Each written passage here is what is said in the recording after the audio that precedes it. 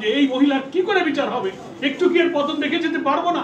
কত মানুষ সে খুন করলো, এবারেই না 1000, কিন্তু এর আগে 15 বছরে কত হাজার লোককে সে খুন করেছে।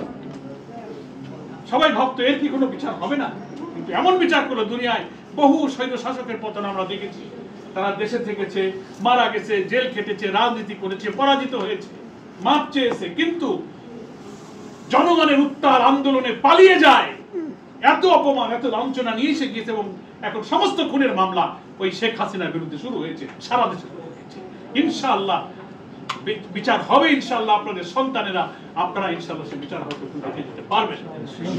আমরা আমাদের বহু সন্তানকে হারিয়েছি, পিতাকে হারিয়েছি, ভাইকে হারিয়েছি, আমাদের বহু নেতাকে ফাঁসিতে হত্যা করা হয়েছে, গুলি করে হত্যা করা হয়েছে, এখনো কারাগারে ফাঁসির দণ্ড নিয়ে আমাদের ভাইয়েরা তিলে তিলে 12 বছর 14 বছর মৃত্যুর প্রহার হচ্ছে।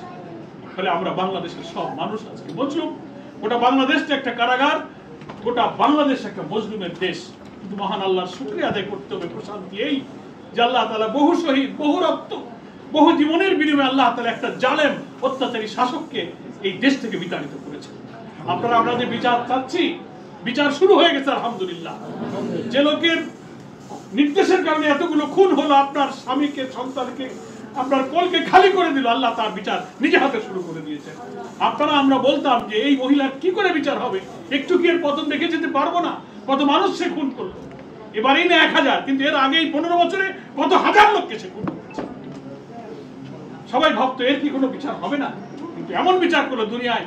বহু সৈন্য শাসকের পতন আমরা দেখেছি, তারা দেশে থেকেছে, মারা গেছে, জেল খেটেছে, রাজনীতি করেছে, পরাজিত হয়েছে, মাপ চেয়েছে, কিন্তু জনগণের উত্তাল আন্দোলনে পালিয়ে যায়। এত অপমান, এত লাঞ্ছনা নিয়ে এসে গিয়েছে, এবং এখন সমস্ত খুনের মামলা ওই শেখ হাসিনার বিরুদ্ধে শুরু হয়েছে, সারা দেশে শুরু হয়েছে। ইনশাআল্লাহ বিচার হবে, ইনশাআল্লাহ আপনাদের সন্তানেরা, আপনারা ইনশাআল্লাহ সে বিচার হয়তো দেখে যেতে পারবেন। আপনারা হতাশ হবেন না ইনশাআল্লাহ।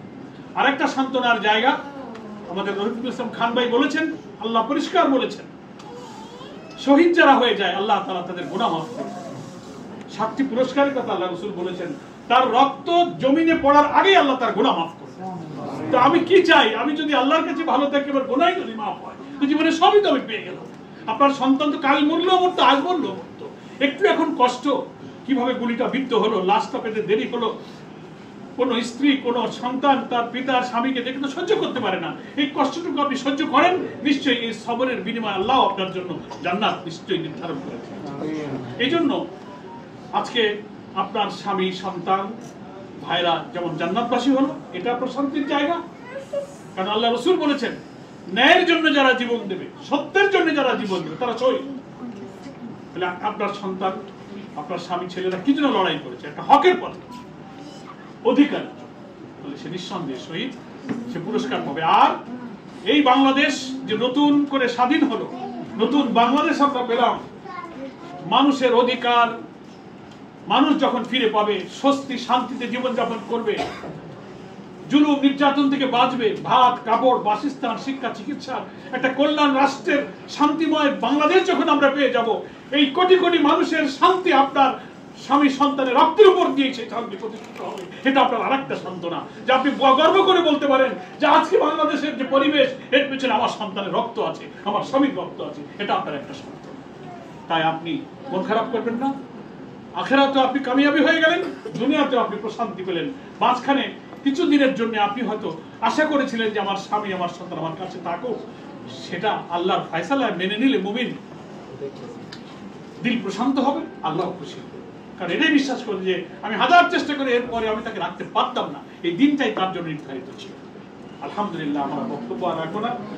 আমাদের জামাত ইসলামীর পক্ষ থেকে আপনাদের সকলকে আমি আন্তরিকভাবে পরিবারগুলোর জন্য সহানুভূতি, সমবেদনা জ্ঞাপন করি। কি আপনাদেরকে করতে পারবো, আমরা আপনাদের পাশে আছি। মহানগরী জামাত আপনার পাশে, ওয়ার্ডে, থানায়, আশেপাশে ইসলামী আন্দোলনের কর্মীরা সবসময় আপনাদের পাশে থাকবে। শুধু আজকে নয়, আমরা যতটুকু পারি আপনাদের পাশে সহযোগিতার হাত বাড়াবো। কিন্তু এই সহযোগিতাই যে আপনাদের জীবন আর সংসারকে বদলে দেবে তা কিন্তু না, এটা একটা জাস্ট দোয়া। আমরা যে আপনাদেরকে স্মরণ রেখেছি, ভুলে যাইনি, পাশে আছি, পরিচয় হলো।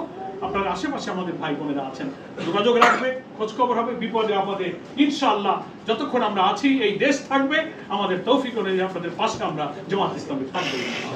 আপনাদের সকলের কাছে আমরাও দোয়া চাই, আমরাও মজলুম, আমাদের এই মজলুম সংগঠন, এই কাফেলা, এই গরিব মানুষের পকেট থেকে 2-10 টাকা নিয়ে আমরা দুঃখী মানুষের পাশে দাঁড়াবার চেষ্টা করছি।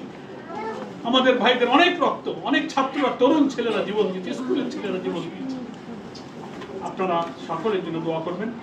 আজকের এই অনুষ্ঠানে কষ্ট করে আপনারা এসে যে কথা বললেন আর শুনলেন, আপনাদের মনটা কিছুটা হলো হালকা হলো। আপনারা তো দুঃখের কথা কোথাও বলারও জায়গা পাচ্ছেন।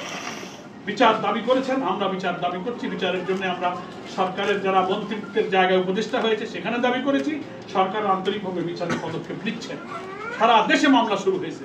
দোয়া করুন যেন এদের বাংলাদেশের যে আইন অন্তত তাতে যেন তার অপরাধী সাব্যস্ত হবে এবং সুষ্ঠু বিচারে তারা সাজা ভোগ করবে ইনশাআল্লাহ।